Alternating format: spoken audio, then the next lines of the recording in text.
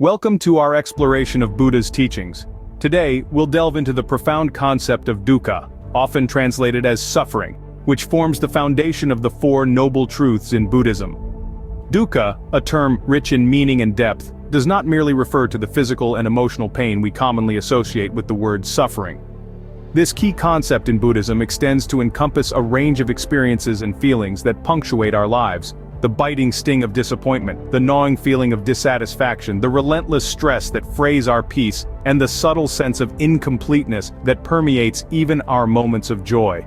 In a world that often encourages us to chase endless happiness, the notion of dukkha may seem disconcerting, even pessimistic. But in its essence, it is a call for profound understanding and acceptance.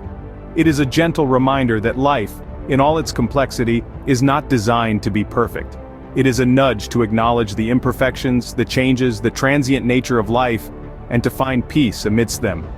Recognizing dukkha is not about resigning to a life of pain and sorrow, but about opening our eyes to the reality of life.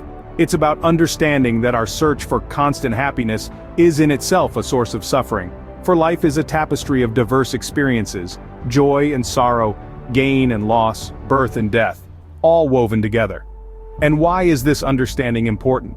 Because it is the first step towards liberation, towards nirvana.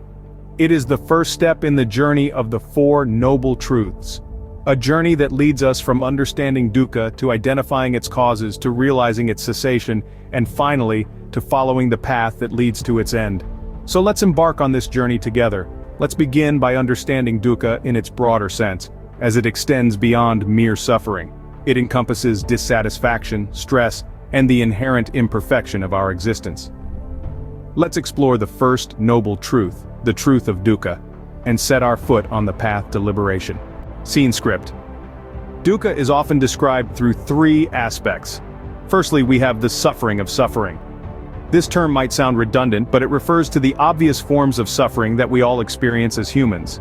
It includes physical pain, like the sting of a burn or the ache of a broken bone. It also covers emotional distress, such as the heartache of losing a loved one or the despair of deep loneliness. Imagine times when you've been physically unwell or emotionally distressed. Those painful moments, those instances of obvious discomfort, are examples of the suffering of suffering. Next comes the suffering of change. Life is in a constant state of flux, and this aspect of dukkha highlights the impermanence of everything around us.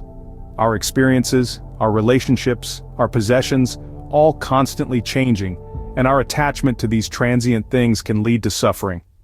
Think about how you felt when a cherished relationship evolved or ended, or when a prized possession was lost or aged.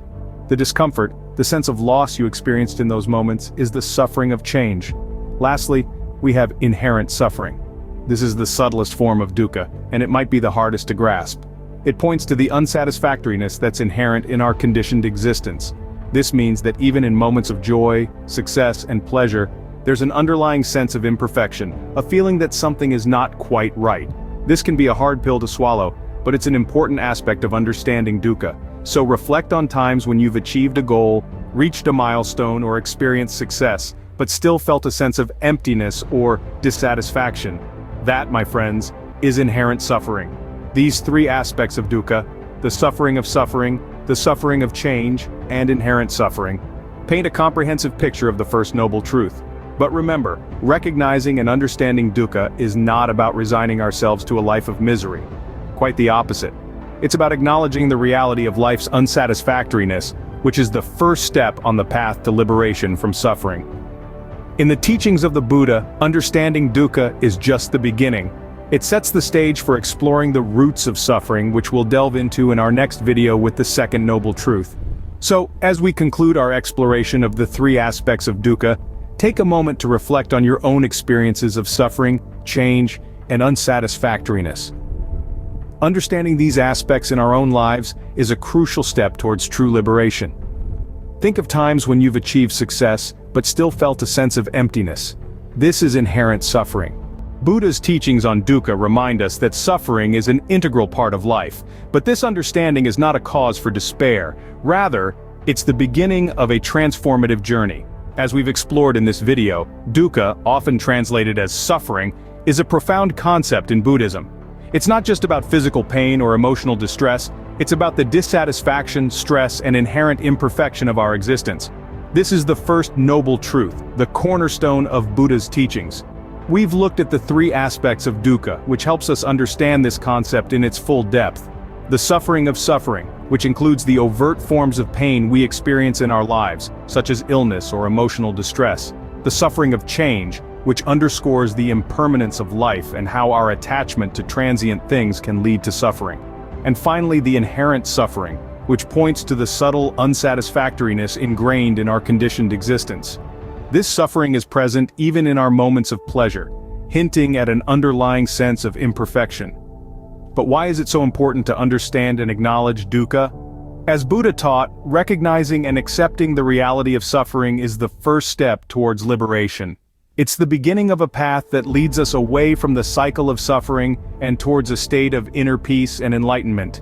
In this journey, understanding dukkha is just the start. The next step is exploring the second noble truth, which deals with the origin of suffering. It's about recognizing the causes of dukkha and how we can address them. And that's exactly what we'll delve into in our next video.